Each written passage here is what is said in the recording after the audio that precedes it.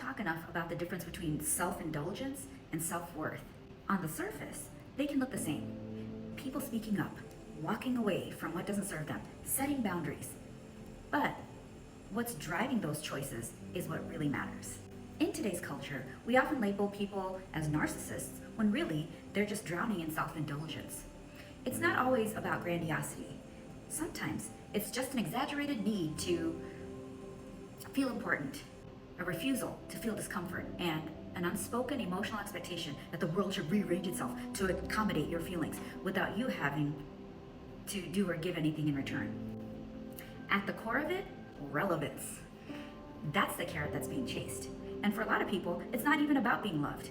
It's about not being forgotten, not being ignored, and not being invisible. There are two types of relevance, one based on who you are, and the other based on what you do. Self-indulgence depends on what you do.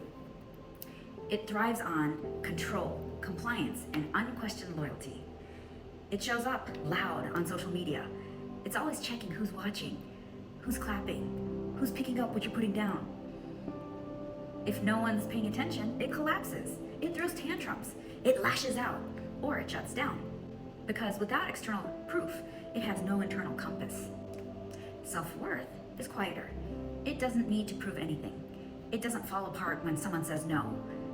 It knows, I matter because I'm here. I don't need to perform for relevance. I am relevant. And here's the part no one teaches us.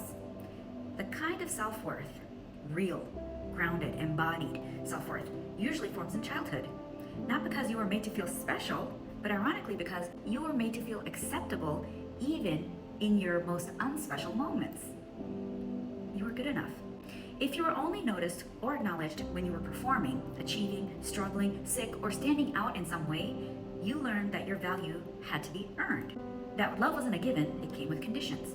For many, sickness becomes a hidden route for relevance because the only time you were nurtured and prioritized was when you were unwell. Then sickness becomes a subconscious access point to care, attention, and love. Even as an adult, your body may carry that memory, seeking sickness to feel seen. And for others, victimhood becomes the emotional role that guarantees significance. If being wronged, hurt, or misunderstood was the only time others gathered around you or validated your experience, then remaining the wounded one becomes a survival strategy for staying visible. Pain becomes your proof of worth. And here's the hidden cost of all this.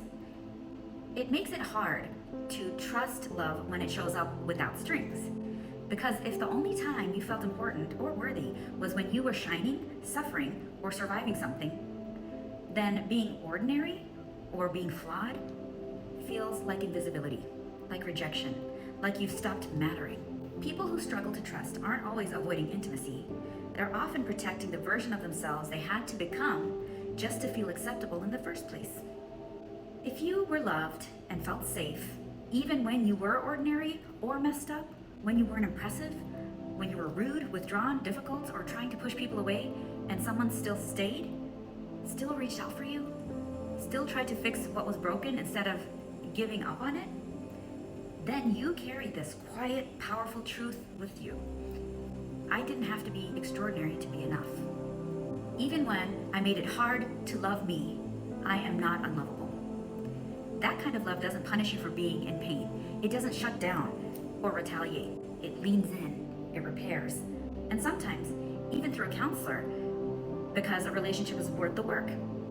And if you didn't grow up with that kind of reassurance, it can still develop. Because self-worth is relational. It's learned through new experiences. Ones where someone you trust and regard treats you like you're still acceptable even when you're messy and imperfect. You can build that kind of safety in a relationship, a friendship, a mentorship, a romantic relationship, or with a coach or a counselor. It's not too late. It's not lost. You just haven't lived through that yet. Relevance is a wound that can be healed. And real worth doesn't come from being impressive. It comes from feeling acceptable. You can really see the difference between self-indulgence and self-worth when someone faces rejection or when life doesn't go their way. Self-indulgence says, if they don't want me, they're wrong. It's unfair. I deserve better than this. Translation, if I'm not chosen, I lose relevance. Self-worth says, it hurts, but I'll move through it. Even if they don't choose me, I still choose me. My worth is not up for debate. Translation? I know I'm relevant. That's not what's on trial here. Self-indulgence is about demanding the world validate you. Self-worth is about being able to sit with pain without needing the world to fix it for you.